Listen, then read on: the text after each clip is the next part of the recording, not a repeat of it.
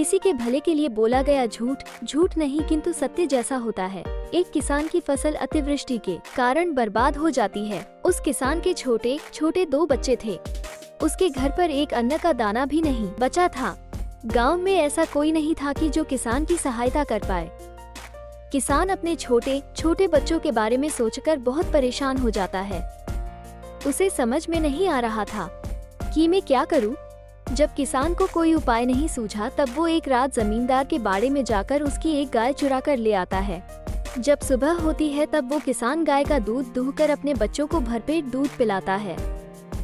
दूसरी ओर जमींदार के नौकरों को पता चल जाता है कि किसान ने जमींदार की गाय चुराई है। जमींदार के नौकर जमींदार से उस किसान की शिकायत करते हैं। जमींदार ने पंचायत में किसान को बुलाया। वहाँ पर पंचों ने उस किसान से पूछा कि तुम ये गाय कहाँ से लाए। किसान ने कहा कि इसे मैं दूसरे गांव से खरीद कर लाया हूँ। पंचों ने किसान को बहुत घुमा फिर कर सवाल किया किंतु किसान इसी जवाब पर अडिग रहा। फिर पंचों ने जमींदार से पूछा, क्या ये गाय आपकी है? जमींदार ने किसान की ओर देखा तो किसान ने अपनी आंखें नीची कर ली। तभी जमींदार ने सभी से कहा, पंचों मुझसे भूल हो गई है, ये गाय मेरी नहीं है। पंचों ने उस गरीब किसान को दोष मुक्त कर दिया और उसे अपने घर जाने दिया।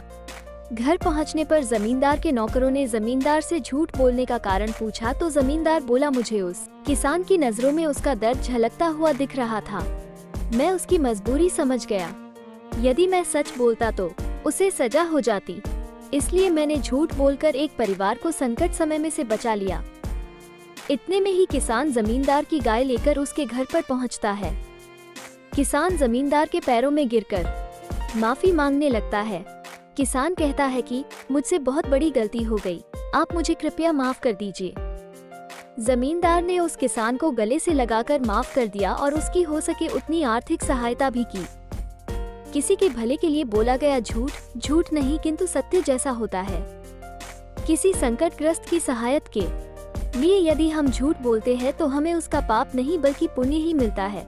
हम झूठ बोल सकते हैं किंतु हमारा इरादा उस झूठ के पीछे नेक होना चाहिए।